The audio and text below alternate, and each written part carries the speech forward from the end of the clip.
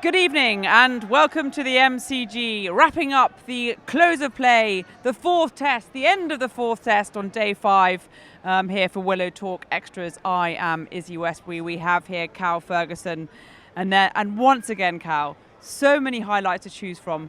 What was your highlight of the day?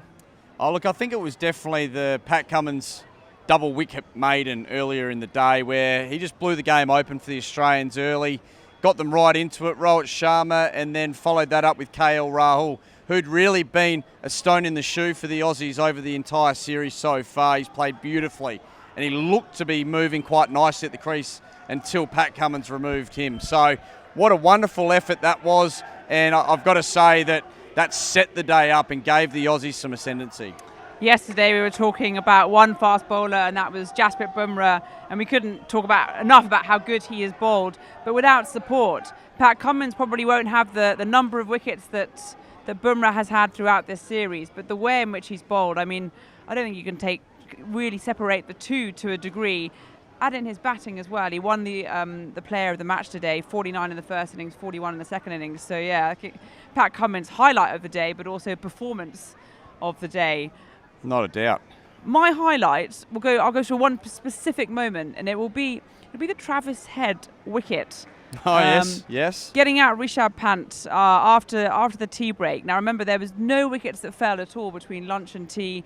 Jaiswal and Pant, they looked to be digging in, which isn't something you normally associate with those two batters.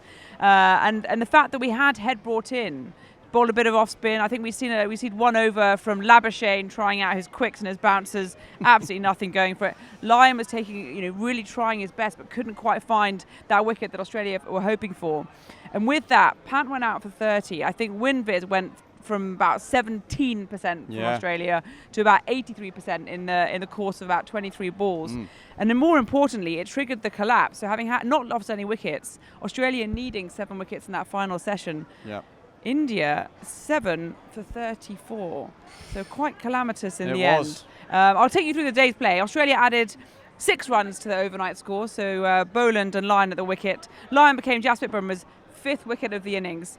I dare say he's still not got a 10-for in Test cricket yet. That's 9 quite wickets incredible for the match for Jasprit Bumrah.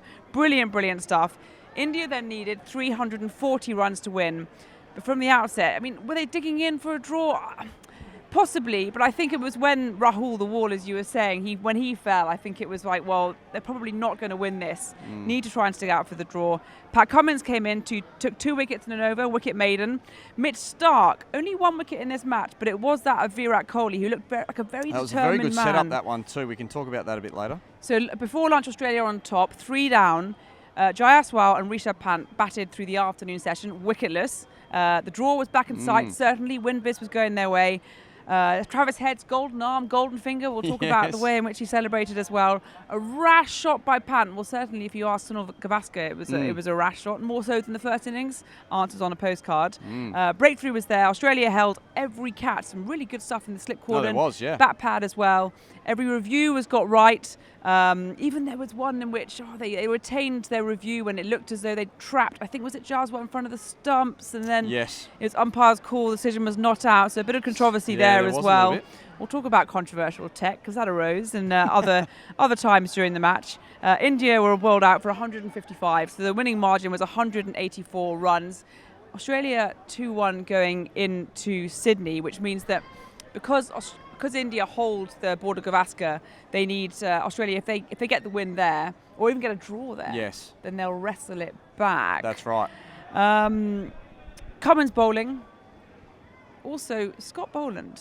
I mean, we'll find out at some point what his average is for bowling at the G, but in the evening session at the G, he also got 6 wickets for the match. Lower average than Pat Cummins. What is it about? There's something in the water post-tea at the G for Scotty Boland? Well, I'll tell you what, generally some of the big moments we can think of have been high-pressure moments and really big moments for the Australian cricket team. And he stands up. He takes the crucial breakthroughs so regularly when he gets an opportunity at Test level.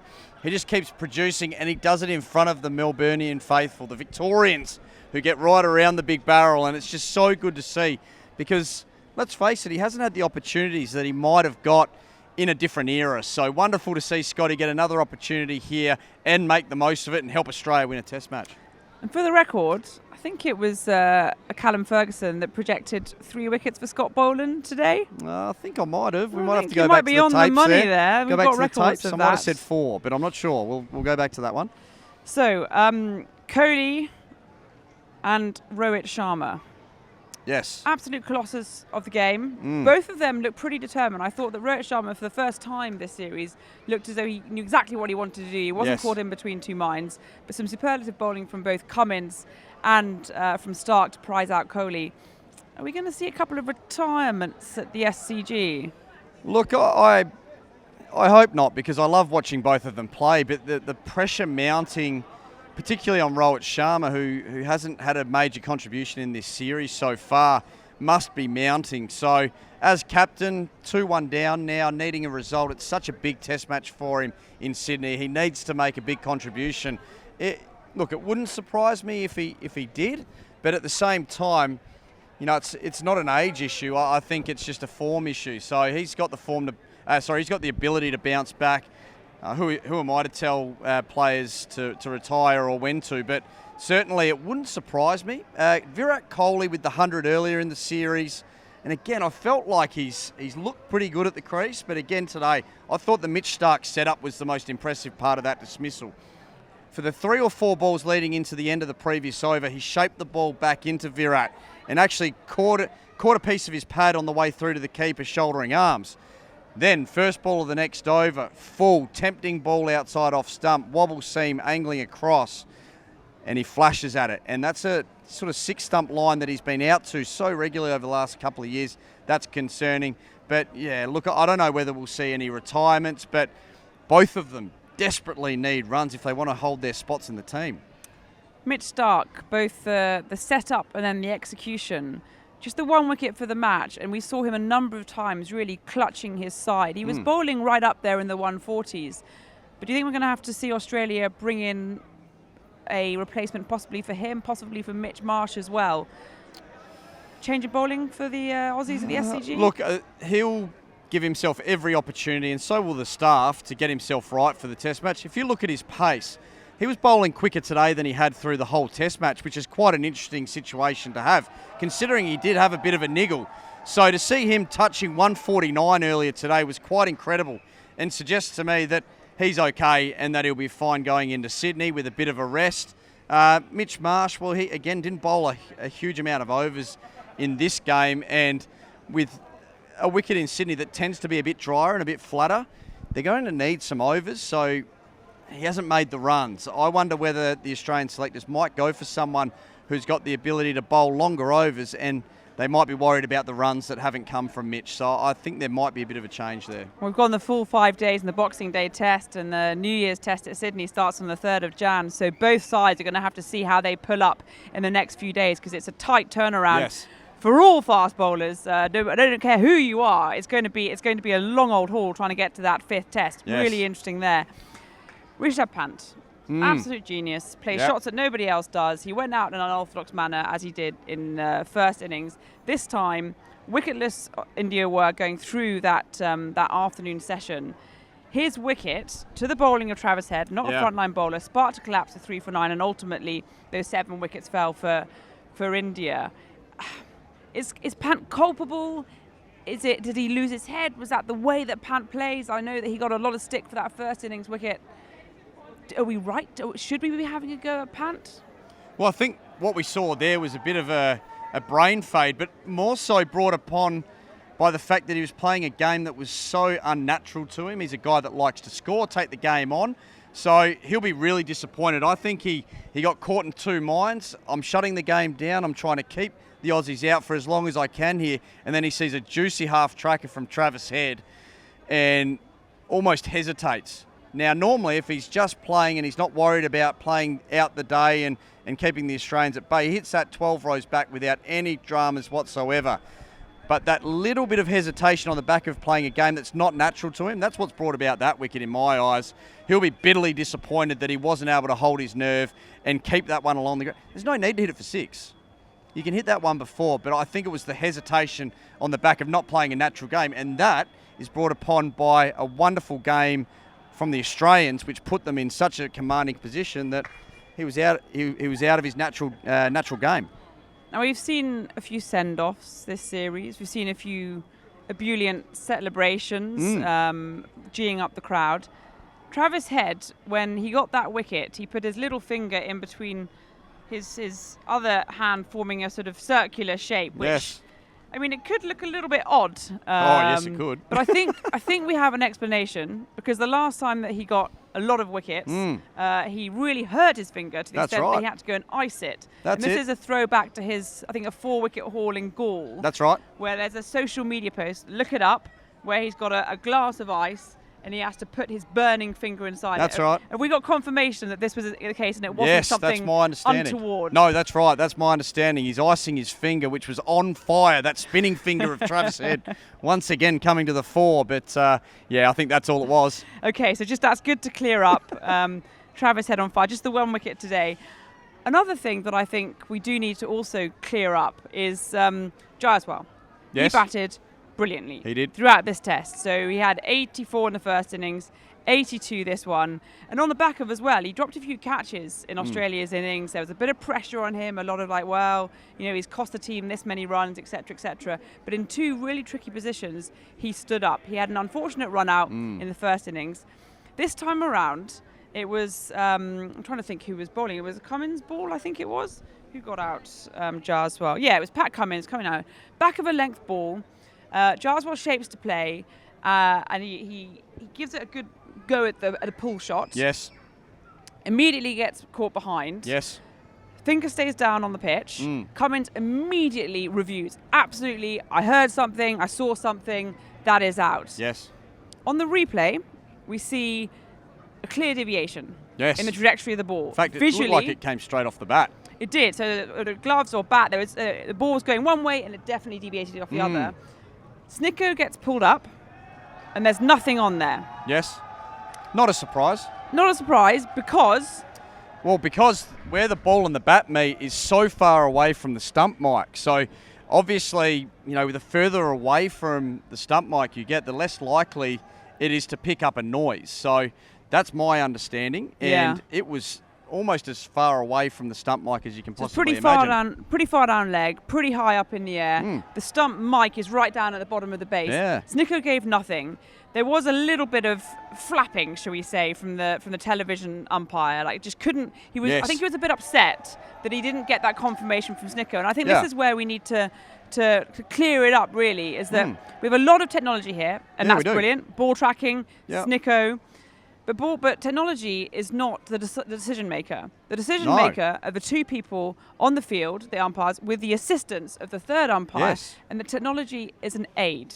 Yeah, that's right. Absolutely, now, it is. I know that there's been a lot of what we would call whataboutery, saying, well, you have to be consistent then. And the Snicko in the past has acted as confirmation. I think there was a KL Rahul incident in the Perth test. And my reply to that is 100%. There have been errors made, and there will always be errors made, and that's why we have technology to assist it. Sometimes it's used wrongly. You only have to watch the English Premier League and to know about VAR to see that. But I don't think deciding and seeing for your own eyes that was clearly a wicket means that you're against India or against anything. This is cricket. You can make decisions with your own eyes, and I don't. That's right. If that had been Australia, I'm pretty sure the rest of the Triple M box would have been going out, going, for God's sake, get off. Well, it has to be out. Yeah, that's right.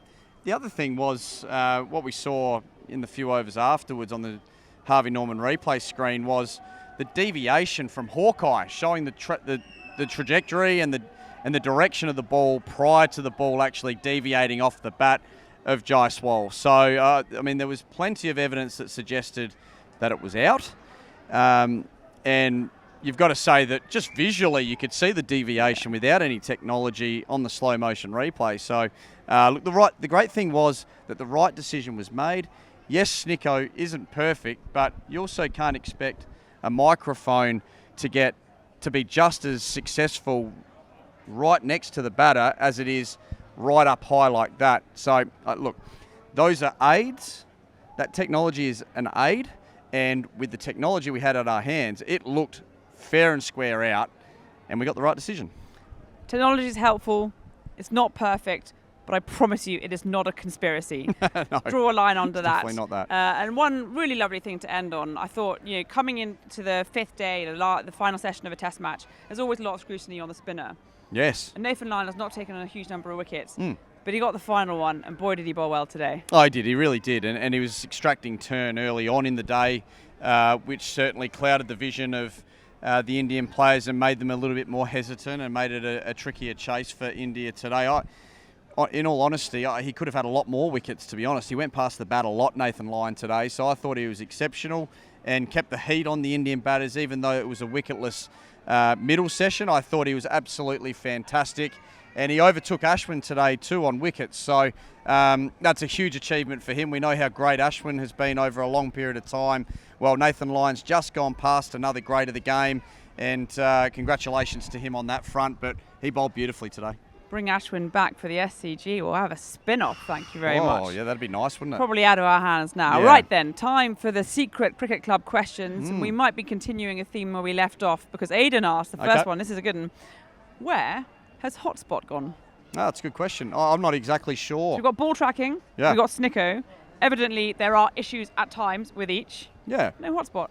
Yeah, I mean, nothing's perfect, but that would be nice to have here as well. But my understanding is there is quite a large cost with every piece of this technology, and I'm assuming that the broadcasters can't afford to have all of them operating at the same time. That's my understanding. It'd be nice to have all of them, though. Yeah, why not? And you'd have thought as well, for a series of this magnitude, that maybe in the future this could be reviewed. Yes. Well, it'd be nice to have all of it. Watch this space, Aidan. Michael asks, 40 runs, wickets in each innings, 6 in all. Should Pat Cummins officially be classed as an all-rounder? Well, I actually think he is. I think officially, if you look at the ICC rankings, I think I checked it out about a week ago, and he was sitting at about 9th at the time. So he is officially an all-rounder if you look at the rankings, which is good enough for me. He's an all-rounder. Pat Cummins, the all-rounder. Yeah, and he won the player of the match this series. I don't think anyone's disputing that. No, and I think my understanding is as well that he may have gone up the rankings a little bit to 8 too in this test match, so he's flying. Well, if the ICC says he's an all-rounder, who are we to disagree? That's right. Joe asks, looking forward to the next test. Jai Richardson, Curtis Patterson. Are they the ones that are going to come in for Starc and Marsh next test? Thoughts? Well, look, I think Jai Richardson's been here at the MCG test all week, so he'll be in the mix, no doubt about it, but I think Starc will get up, so I don't think he'll get over the line. And then when it comes to number 6, look, Curtis Patterson, great to see him making runs too, an old teammate of mine at the Sydney Thunder, ripping bloke and making runs again, but I don't think he's the next in line. I think someone that could potentially come in for Mitch Marsh, if he wasn't selected for the next test match, would probably be Bo Webster. He's been in the squad for the majority of the series and has had a fantastic last 2 years with the bat and the ball. So I think he's probably the next one in if Mitch Marsh doesn't get selected. And he offers plenty with the ball, which, I think the fast bowling unit would appreciate coming off the back of a heavy workload over the series. Well, I'm going to address this next one directly at James, because this isn't so much as a question as an agreement, and great minds think alike, because he says, can't wait to see Bo Webster in Sydney. Right, okay. An exclamation mark there, not a question mark. Right, so okay. I think we're in agreement there. Bo Webster perhaps the next in line should Australia decide to make any changes. And something we've brushed on a little bit, but we'll round off the pod for today. Alan asks, if India lose this series, do we see more retirements? Who's your money on there, Cal? Oh, yeah. Look, I think if they lose the series, then there's potentially a couple of guys, and it's probably the older batters in the squad who probably haven't had the run that they would have liked in recent times. I think India are heading to England next, potentially as well. So I'll add to that as well. That's going to be a tough series for batting as well. I wonder whether we might see, it could be Rohit Sharma or Virat Kohli, but again, that'll be their decision. Two greats of the game, and I think they're probably the likely candidates out of the Indian lineup. South Africa won the night before the end of this test, so they've cemented their spot in the World Test Championship final in London in the winter. With that loss, India pretty much ruled themselves out of it. It's really Australia's to gain from here on in with a mini test series against Sri Lanka. So if this is it, so to speak, then I can't see Rohit Sharma staying on. But we shall see. Yeah, we'll see. Test cricket is a funny beast. It I'm so looking forward to therefore going to Sydney for the New Year's Test. This is the end of the 4th Test in Melbourne. An absolutely brilliant 5 days of play. Australia won it in the final session. I'm Izzy Westbury, Cal Ferguson. See you in Sydney. See you in Sydney. Yeah, thanks for watching the Willow Talk podcast on YouTube. Don't forget to hit the subscribe button so you don't have to miss an episode wherever you are. And while you're at it, check out these videos up here. They're mostly good.